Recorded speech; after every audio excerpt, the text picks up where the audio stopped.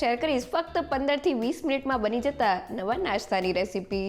તો આ નાસ્તાને આપણે સવારની વધેલી રોટલી અને બટેટાના સ્ટફિંગ સાથે એકદમ ચટપટો તૈયાર કરશું. સાથે તે બનાવવામાં એટલો સહેલો છે કે ઘરમાં બાળકોથી લઈ અને બધાને ભાવશે. તો સાંજે એકવાર ચોક્કસથી ટ્રાય કરવા જેવો નવો નાસ્તો બનાવવાનું શરૂ કરીએ.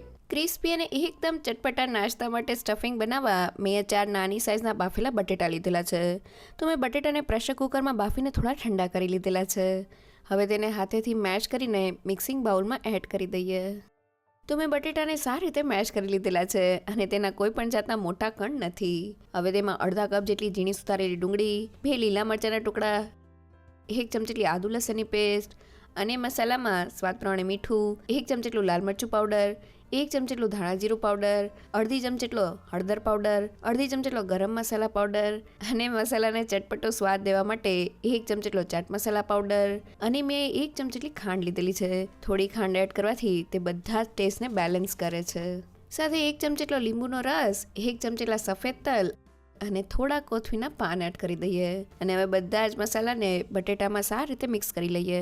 તો બટેટાનું સ્ટફિંગ બનાવતી વખતે થોડા ચડિયાતા મસાલા એડ કરવાથી તે સ્વાદમાં એકદમ ચટપટું બને છે. તો બધા જ મસાલા એકદમ સારી રીતે મિક્સ થઈ ગયા છે.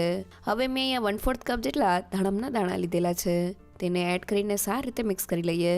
તો સ્ટફિંગમાં થોડા દાડમના દાણાનો સ્વાદ એકદમ સરસ લાગે છે. તો બધી વસ્તુ મિક્સ થઈને આપણું એકદમ ચટપટું સ્ટફિંગ તૈયાર થઈ ગયું છે. તો આપણો બટેટાનો ચટપટો મસાલો તૈયાર થઈ ગયો છે. અહીંયા નાસ્તો ઉપરથી ક્રિસ્પી બને તેના માટે આપણે સ્ટફિંગને થોડું ડ્રાય રાખવાનું છે. એટલે બાફેલા બટેટાને આપણે થોડી વાર માટે ઠંડા કરી લેવાના છે. પણ જો બટેટામાં થોડો પણ પાણીનો ભાગ હોય તો સ્ટફિંગમાં થોડા પલાળેલા પોહા એડ કરી દેવા, જેનાથી તે સ્ટફિંગમાં રહેલા પાણીને એબ્ઝોર્બ કરીને સ્ટફિંગને ડ્રાય બનાવી દે. અને હવે નાસ્તો બનાવવા માટે મેં સવારની વધેલી 5 નંગ જેટલી રોટલી લીધેલી છે. હવે તેમાંથી એક રોટલીને લઈ લઈએ અને હવે આ રીતના કોઈ પણ ગ્લાસ કે વાટકીની મદદથી રોટલીને રાઉન્ડ શેપમાં કટ કરી લઈએ. તો મેં રોટલીને કટ કરી લીધેલી છે. વધારાના રોટલીના ભાગને લઈ લઈએ. તેમાંથી આપણે ચિપ્સ તૈયાર કરશું. તો હવે આ રીતના રાઉન્ડ શેપમાં બધી જ રોટલીને કટ કરી લઈએ. તો હવે નાસ્તા માટે રોટલીને ક્રિસ્પી કરવા ગરમ તવા ઉપર રોટલીના પીસને રાખી દઈએ. હવે તેની ઉપર થોડું ઘી કે પછી તેલને લગાવી દઈએ અને તેને પલટાવી દઈએ. હવે આ રીતના કોઈ પણ ડટ્ટા કે ચમચાની મદદથી રોટલીને થોડી પ્રેસ કરતા જઈને ક્રિસ્પી કરી લઈએ. તો રોટલીના પીસને આ રીતના થોડા પ્રેસ કરવાથી તે એકદમ ક્રિસ્પી તૈયાર થઈ જાય છે. તો રોટલીના પીસ બંને બાજુથી થોડા શેકાઈને ક્રિસ્પી થઈ ગયા છે. તો હવે આ રીતના બધા જ પીસને શેકી લઈએ. તો મેં રોટલીને રાઉન્ડ શેપમાં કટ કરીને થોડી ક્રિસ્પી તૈયાર કરી લીધેલી છે.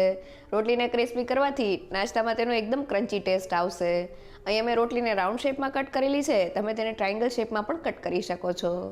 સાથે રોટલીને કટ કર્યા પછી જે વધેલો રોટલીનો ભાગ છે તેને પણ આપણે ફ્રાય કરીને તેના ચિપ્સ તૈયાર કરશું. અને રોટલીના ચિપ્સ ઉપર જ્યારે તમે ચાટ મસાલો પાવડર સ્પ્રિંકલ કરશો ત્યારે પણ તે સ્વાદમાં એકદમ ટેસ્ટી લાગશે. તો મેં રોટલીના બધા જ પીસને શેકીને ક્રિસ્પી કરી લીધેલા છે. હવે એક પીસને હાથમાં લઈ લઈએ અને તૈયાર થયેલા સ્ટફિંગને રોટલી ઉપર રાખીને આ રીતના થોડું પ્રેસ કરી દઈએ અને હવે આ રીતના બધી જ રોટલીને તૈયાર કરી લઈએ. અને હવે નાસ્તાને બહારથી ક્રિસ્પી કોટિંગ દેવા મેં આ ચણાનો લોટ લીધેલો છે. તો 1 વાટકી અને તેની ઉપર અડધી વાટકી જેટલો મેં ચણાનો લોટ લીધેલો છે. હવે તેમાં અડધી ચમચી જેટલો હળદર પાવડર, સ્વાદ પ્રમાણે મીઠું, અડધી ચમચી જેટલા રેડ ચીલી ફ્લેક્સ, 1 ચમચી જેટલા સફેદ તલ અને થોડા કોથમીરના પાન એડ કરીને મસાલાને લોટમાં સારી રીતે મિક્સ કરી લઈએ. તો ચણાના લોટમાં થોડા મસાલા એડ કરવાથી બહારનું લેયર એકદમ ટેસ્ટી લાગે છે. હવે તેમાં થોડું પાણી એડ કરતા જઈને આપણે નાસ્તાને કોટ થાય તેવું મીડિયમ થીક બેટર બનાવી લઈએ. તો મેં પાણી એડ કરીને બેટરને તૈયાર કરી લીધેલું છે. તૈયાર થયેલા બેટરની કન્સિસ્ટન્સી ચમચીમાંથી આ રીતના રિબનની જેમ પડે તેવી છે. સાથે તે ચમચીના પાછળના ભાગને એકદમ સારી રીતે કોટ કરી લે છે.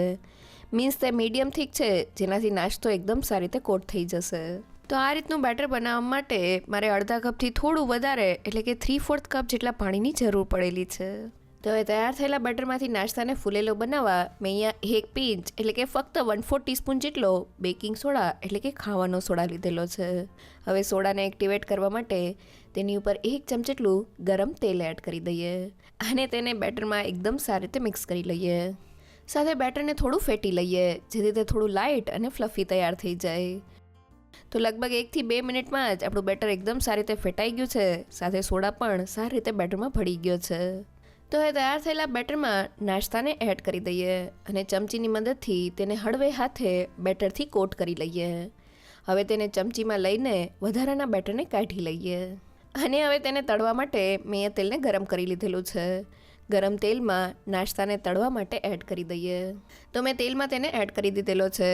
હવે તેની ઉપર આ રીતના ઝારાની મદદથી થોડું તેલ સ્પ્રિંકલ કરી લઈએ, જેથી ઉપરનું કોટિંગ એકદમ સારી રીતે સેટ થઈ જાય. અને હવે તેને બંને બાજુ ફેરવતા જઈને બહારથી ગોલ્ડન બ્રાઉન અને ક્રિસ્પી થાય ત્યાં સુધી તળી લઈએ. તો નાસ્તાને તળતી વખતે આપણે ગેસની ફ્લેમ મીડિયમ જ રાખવાની છે.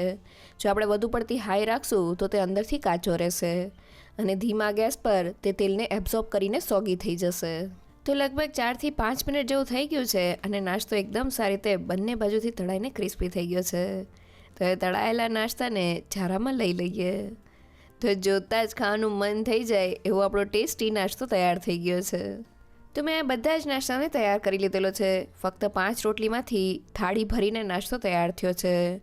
સાથે રોટલીને કટ થયા પછી વધેલા ટુકડામાંથી મેં આ રીતની ક્રિસ્પી ચિપ્સ પણ તૈયાર કરી લીધેલી છે.